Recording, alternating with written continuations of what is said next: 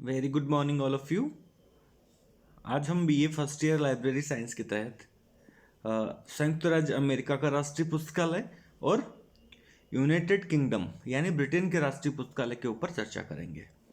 पिछले वीडियो में हमने राष्ट्रीय पुस्तकालय क्या होता है और भारत के राष्ट्रीय पुस्तकालय के ऊपर चर्चा की थी। तो शुरू करते हैं। संयुक्त राज्य अमेरिका का राष्ट्रीय पुस्तकालय। बेसिकली संयुक्त राज्य अमेरिका में 3 राष्ट्रीय पुस्तकालय हैं: library of Congress, national library of medicine तथा नेशनल एग्रीकल्चरल लाइब्रेरी। जैसा कि हम जानते हैं कि संयुक्त राज्य अमेरिका पुस्तकालयों का देश कहा जाता है। वहाँ प्रत्येक गांव, काउंटी, शहर, जिला, हर जगह पुस्तकालयों की विद्यमानता है। 1000 आबादी और या उससे अधिक आबादी पर एक पुस्तकालय स्थापित है। तो अमेरिका को पुस्तकालयों का देश कहा जाता है, या पुस्तकालय का तीर्थ स्थल भी अमेरिका को कहा जाता है। अब लाइब्रेरी ऑफ कांग्रेस है। बेसिकली जो 3 पुस्तकालय हैं इसमें, national library of Congress, national library of medicine और नेशनल एग्रीकल्चर लाइब्रेरी। तो लाइब्रेरी ऑफ कांग्रेस को मुख्य वहाँ का राष्ट्रीय पुस्तकालय का दर्जा प्राप्त है और मुख्य राष्ट्रीय पुस्तकालय है। और नेशनल लाइब्रेरी ऑफ मेडिसन विभाग का नेशनल लाइब्रेरी है, और एग्रीकल्चर विभाग का जो नेशनल लाइब्रेरी है वो नेशनल एग्रीकल्चरल लाइब्रेरी है।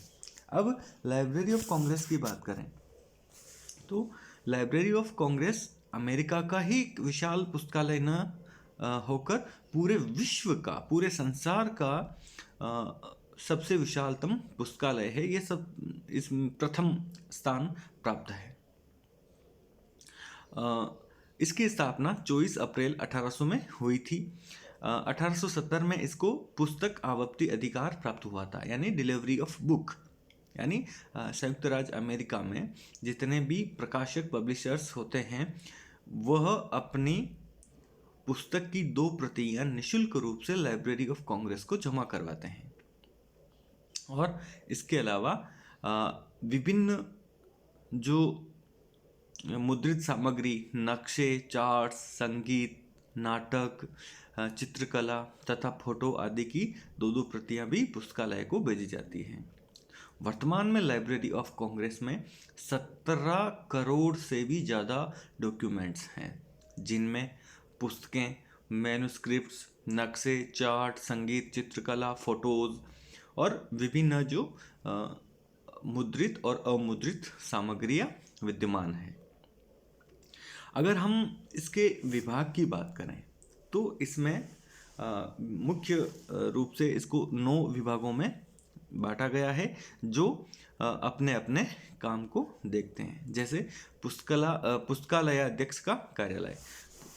लाइब्रेरी ऑफ कांग्रेस में पुस्तकालय अध्यक्ष की नियुक्ति वहाँ का राष्ट्रपति, कांग्रेस की वहाँ की जो संसद है, कांग्रेस कहते हैं जिसे, उस के आधार पर राष्ट्रपति नियुक्ति करता है सर्वसम्मति से।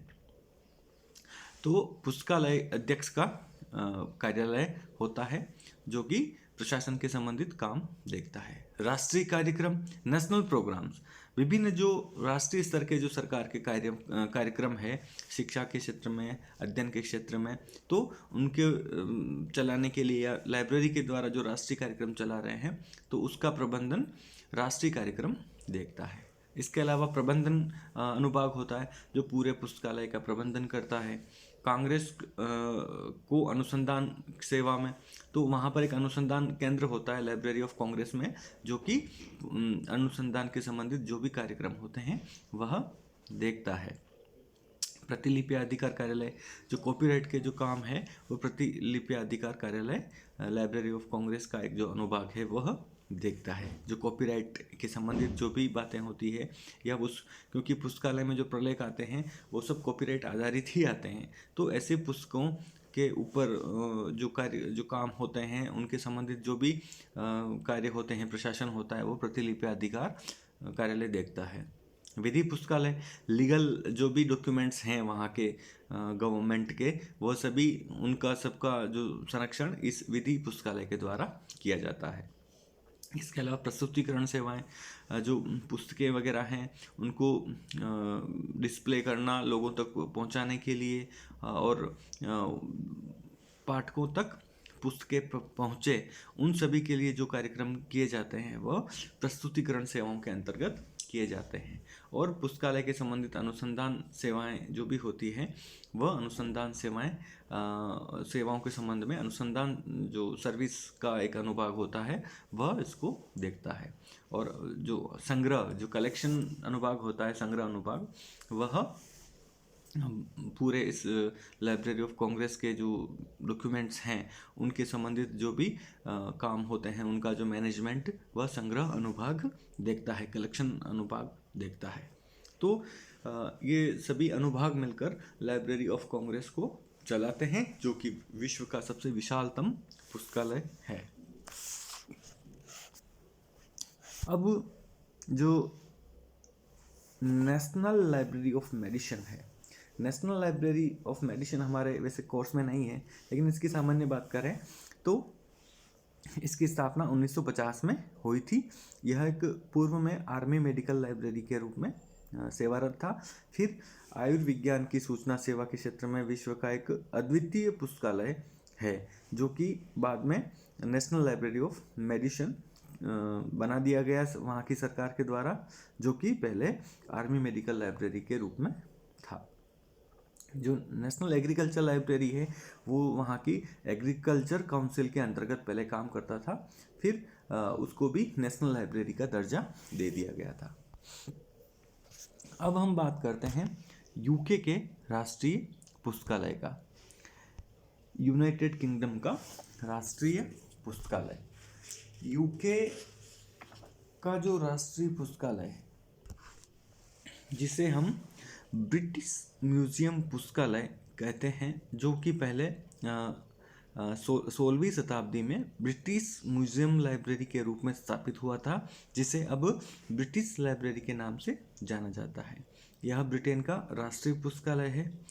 ब्रिटेन का राष्ट्रीय संग्रहालय और पुस्तकालय दोनों एक संस्था के रूप में लंदन में स्थित है। आरंभ में 18वीं सदी में ब्रिटेन के एक चिकित्सक सर हैंसल स्लोने की यह व्यक्तिगत संपत्ति थी। बाद में उन्होंने राष्ट्र के उपयोग हेतु सरकार को बेच दिया था। ब्रिटिश शासन ने सन 1953 में एक अधिनियम पारित कर इससे एक राष्ट्रीय संस्था के रूप में स्थापित किया था। प्राचीनता और विशालता की दृष्टि से यह विश्व का दूसरा महान राष्ट्रीय पुस्तकालय है। अमेरिका का जो नेशनल लाइब्रेरी ऑफ कांग्रेस है उसके बाद में दूसरे नंबर पर आने वाला एक विशाल राष्ट्रीय पुस्तकालय है। ब्रिटिश शासन ने 1967 में इसके पुनः संगठन पर विचार करने के लिए एक समिति गठित की थी। समिति की संस्तुति के अनुसार 1973 में इसका पुनः गठन किया गया। इससे पहले से विद्यमान निम्नलिखित 4 स्वतंत्र पुस्तकालय संगठनों को मिलाकर ब्रिटिश लाइब्रेरी के नाम से नया संगठन बनाया गया था, जैसे the British Museum Library, the National Central Library, British National Bibliography और the Office of Scientific and Technical documentation.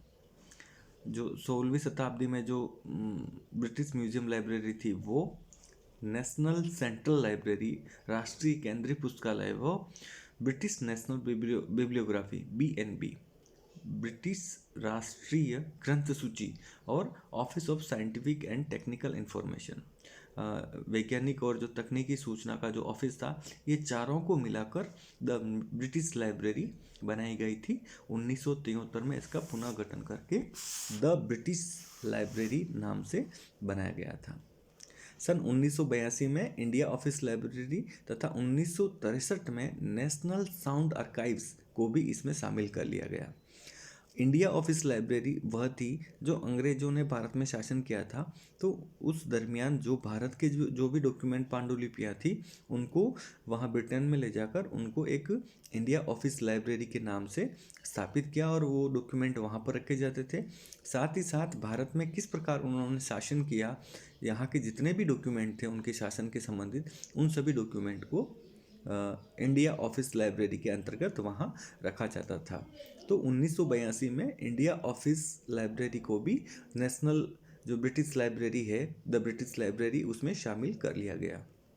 और 1963 में नेशनल साउंड आर्काइव्स को भी इसमें शामिल कर लिया गया था। इस पुस्तकालय के संचालन के लिए एक बोर्ड है, जो कि जिसमें एक अध्यक्ष होता है, 3 विभाग के निदेशक होते हैं तथा 9 सदस्य होते हैं, जिन्हें ग्रंथालय, वित्त, उद्योग, उपयोग, विश्वविद्यालय तथा प्रशासन का अनुभव होता है। अध्यक्ष तथा बोर्ड के 9 सदस्य अंशकालिक होते हैं। अब इसकी जो भी इसका जो विभाग होते हैं वह इसमें प्रमुख हैं। उनमें विज्ञान एवं तकनीकी और उपयोग विभाग। ब्रिटिश पुस्तकालय का यह विभाग विज्ञान, तकनीकी तथा जो भी इंडस्ट्रीज हैं में अद्यतन शोध एवं उसके विकास के लिए गहन साहित्यिक स्रोतों को उपलब्ध करवाते हैं। जो इसका विज्ञान, तकनीकी और उद्योग अनुभाग है, वह इन विषय के संबंधित जो भी रिसर्च और शोध और उसके विकास के संबंधित गहन जो लिटरेचर है वो स्रोत उपलब्ध करवाता है।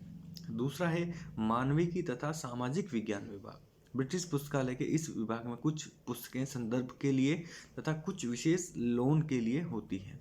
इस विभाग का उपयोग शैक्षणिक अध्यापक, स्नातकोत्तर विद्यार्थी, पुस्तकालय अध्यक्ष, सूचना वैज्ञानिक, पत्रकार तथा अन्य खोजी प्रकृति के जो व्यवसायी पाठक जो होते हैं के आधार पर कर सकते हैं। इस विभाग में निम्नलिखित 5 घटक हैं: संकलन विभाग, लोक सेवा विभाग, विशेष संकलन विभाग, नेशनल साउंड आर्काइव्स विभाग तथा संरक्षण विभाग। ये पांचों विभाग मिलकर मानविकी तथा सामाजिक विज्ञान विभाग को चलाते हैं। इनको अलग अलग भागों में बांटते हैं। वांग्मय सूची सेवा विभाग यानी bibliography catalogue service department. British पुस्तकालय का यह विभाग ब्रिटिश नेशनल बिब्लियोग्राफी का प्रकाशन करता है। जैसे भारत की जो नेशनल बिब्लियोग्राफी है उसकी जो पब्लिश है, प्रकाशन है, वह नेशनल सेंट्रल लाइब्रेरी करती है, जो कि नेशनल भारत की राष्ट्रीय पुस्तकालय है उसके अंतर्गत आती है सेंट्रल लाइब्रेरी। वैसे ही ब्रिटेन में जो ब्रिटिश नेशनल बिब्लियोग्राफी है उसका जो प्रकाशन है वह बिब्लियोग्राफी कैटलॉग सर्विस डिपार्टमेंट करता है। कॉपीराइट एक्ट 1911 जो कि ब्रिटिश लाइब्रेरी एक्ट 1972 के द्वारा संशोधित किया गया के अंतर्गत ब्रिटेन में प्रकाशित प्रत्येक पुस्तक की प्रति इसको निःशुल्क प्राप्त होती है। जो हम डिलीवरी ऑफ बुक्स एक्ट की बात करते हैं तो कॉपीराइट एक्ट 1911 में स्थापित किया था इन्होंने, ब्रिटिश गवर्नमेंट ने, जिसके द्वारा कि एक निःशुल्क जो भी प्रकाशन ब्रिटेन में होता है उसकी एक निःशुल्क कॉपी यूके के राष्ट्रीय पुस्तकालय को प्राप्त होती है और बीएनबी को भी प्राप्त होती है। ब्रिटेन का राष्ट्रीय पुस्तकालय ब्रिटिश लाइब्रेरी विश्व का महानतम और आधुनिकतम पुस्तकालयों में से एक है। आज यह पुस्तकालय एवं सूचना विज्ञान के शोध को प्रोत्साहित करने में अहम भूमिका निभा रहा है। अब इनके कुछ हम फोटोज देखेंगे। ये जो ब्रिटिश लाइब्रेरी है उसका वाचनालय है। ये भी ब्रिटिश लाइब्रेरी का वाचनालय है ये। और ये नेशनल लाइब्रेरी ऑफ कांग्रेस का वाचनालय है। और ये इसका आउट फोटो है national library of Congress USA का। और ये नेशनल लाइब्रेरी ऑफ कांग्रेस का वाचनालय है।